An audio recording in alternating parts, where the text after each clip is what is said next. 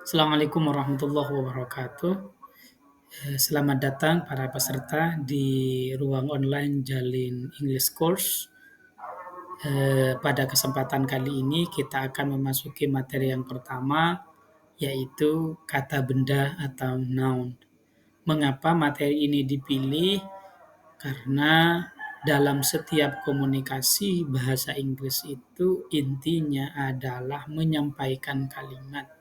Dan kalimat itu intinya adalah subjek dan predikat, yang mana subjek itu pasti menggunakan salah satu di antara kata benda atau noun, atau materi kedua nanti pronoun.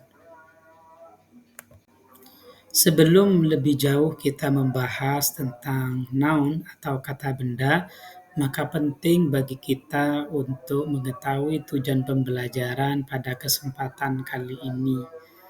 Ada 4 tujuan pembelajaran yang ingin dicapai. Yang pertama, setelah mempelajari materi pertama ini, para peserta dapat mendefine what a noun is and identify noun in a sentence.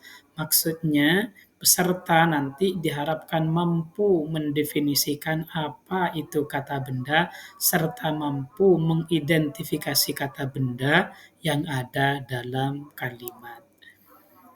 Number two, harapan yang kedua, siswa setelah belajar materi ini dapat use singular and plural nouns correctly.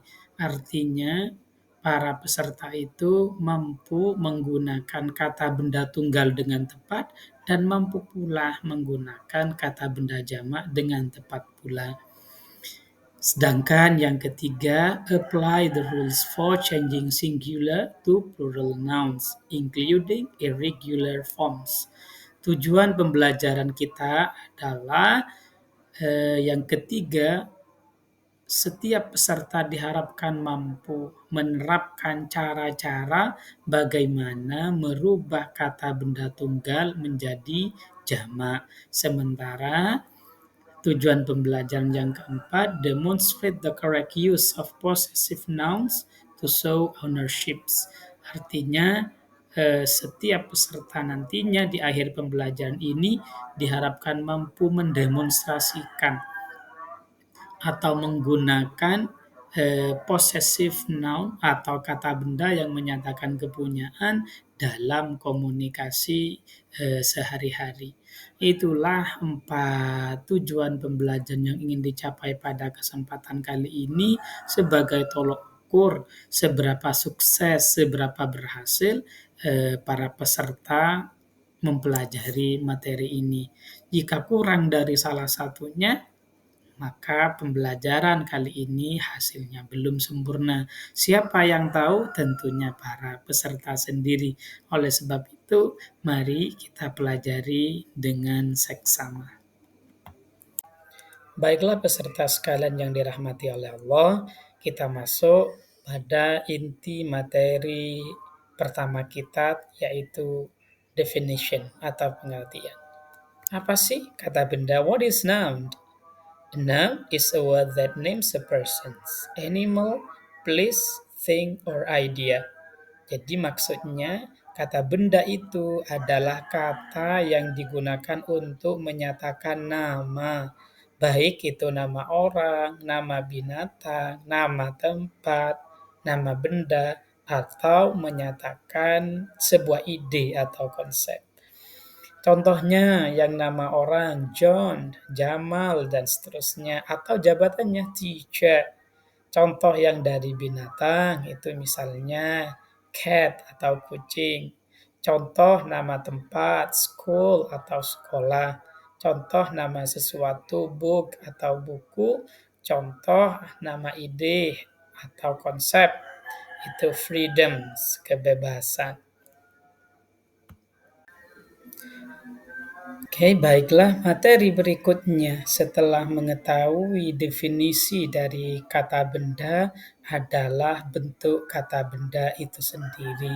Sebenarnya bentuk-bentuk kata benda itu sangatlah luas jika dijelaskan.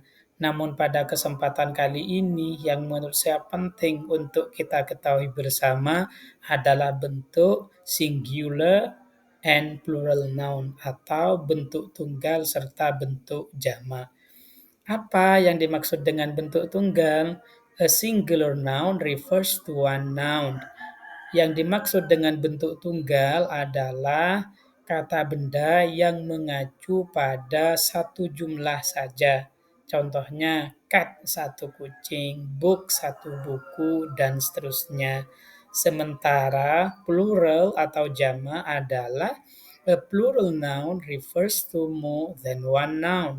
Jadi, kata benda jama adalah kata benda yang mengacu pada benda yang jumlahnya lebih dari satu.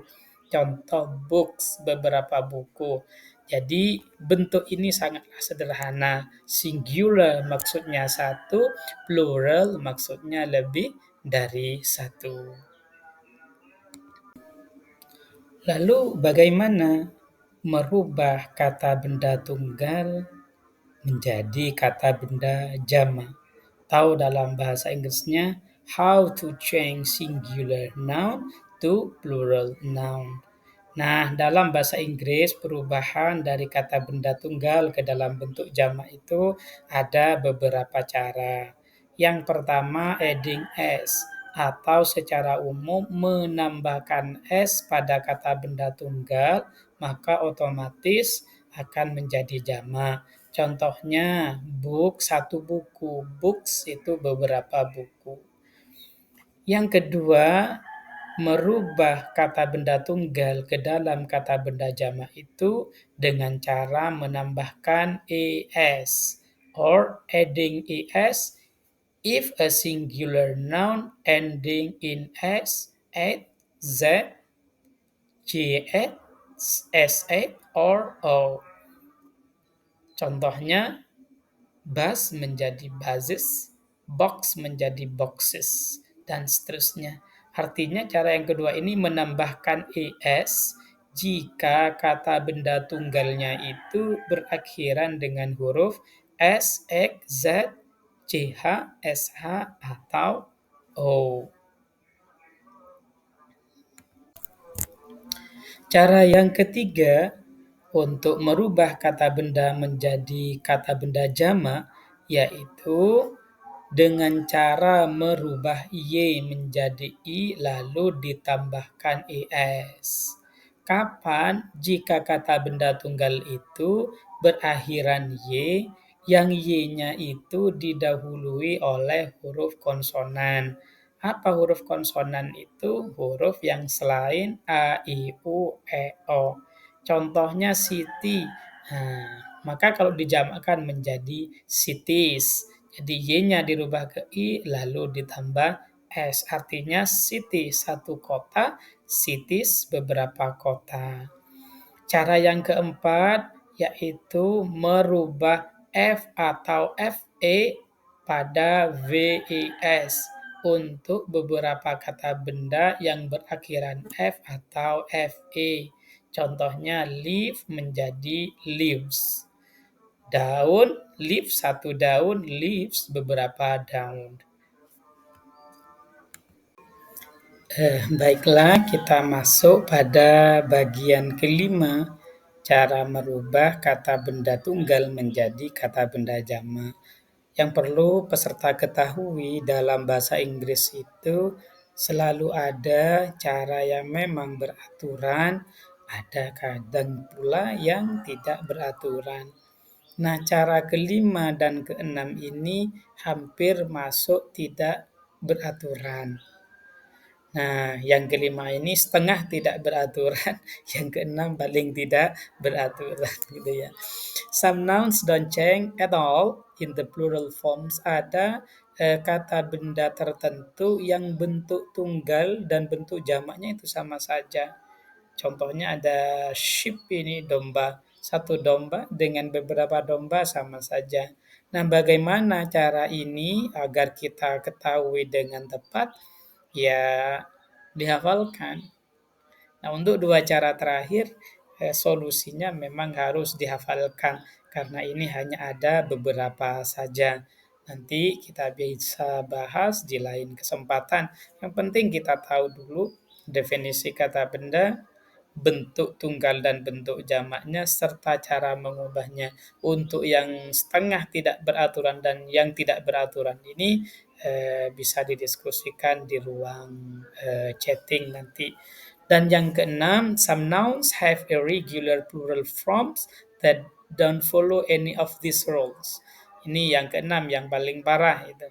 Artinya ada beberapa kata benda yang memang sama sekali tidak mengikuti pola-pola satu sampai pola 4 tadi. Nah, ini juga penting untuk dihafalkan. Ya, caranya ya dihafalkan. Karena kalau nggak hafal, bagaimana nanti ngomong, bagaimana nanti ngarang bahasa Inggris gitu ya. Ya, jadi untuk cara yang keenam ini yang tidak beraturan, ya sekali lagi harus dihafalkan. Contohnya child, anak, satu anak. Kalau anak-anak menjadi children. Man, seorang laki-laki. Kalau beberapa orang laki-laki menjadi man. Ya, insya Allah nanti kita akan perluas dalam kotak diskusi kita. Para peserta yang berbahagia, kita sudah masuk pada poin ketiga dalam materi pertama kita, yaitu possessive noun. This noun show ownership or possession. Apa possessive noun itu? Yaitu kata benda yang menyatakan kepunyaan. Ada dua cara dalam hal ini. Yang pertama, adding an apostrophe and letter s for singular and plural noun which does not end in s. Cara yang pertama, menambahkan apostrof dan s pada kata benda tunggal atau kata benda jamak yang tidak berakhiran dengan s. Contohnya, the cat's tail, ekornya kucing. Nah, cat itu kan kata benda, tapi dapat memiliki fungsi untuk menyatakan kepunyaan dengan cara ditambah apostrof koma atas sama s. Nah, itu ya. Yang kedua, caranya sama dengan cara yang pertama ini, kata jamak, kata benda jamak yang tidak berakhiran dengan s. Artinya menambahkan apostrof pula beserta s untuk menyatakan kepunyaan. Contohnya the children's toys, bonekanya anak-anak. Cara yang kedua adalah dengan menambahkan apostrof saja. Kalau itu kata benda yang sudah jamak dengan s. Adding an apostrophe after the s for plural nouns that already end in s. Contohnya the dog's bone, tulang-tulangnya anjing-anjing. Nah, dogs itu kata benda jamak dengan s, maka agar berfungsi sebagai possessive noun cukup ditambahkan apostrophe. Para peserta Jalin English Course, akhirnya kita memasuki bagian terakhir materi pertama ini, yaitu kesimpulan, conclusion.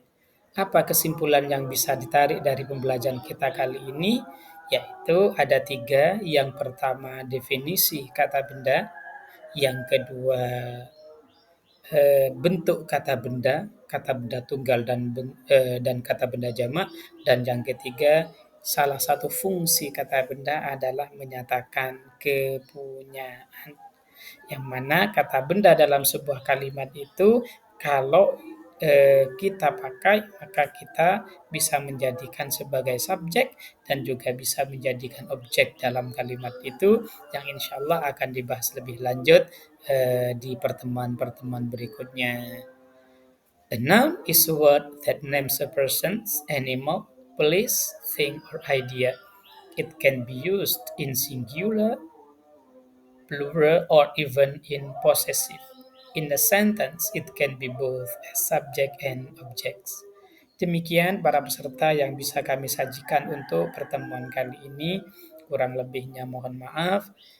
Jangan lupa untuk senantiasa praktek serta menghafalkan kata-kata yang akan disampaikan di grup dan juga menyelesaikan tugas yang telah disiapkan.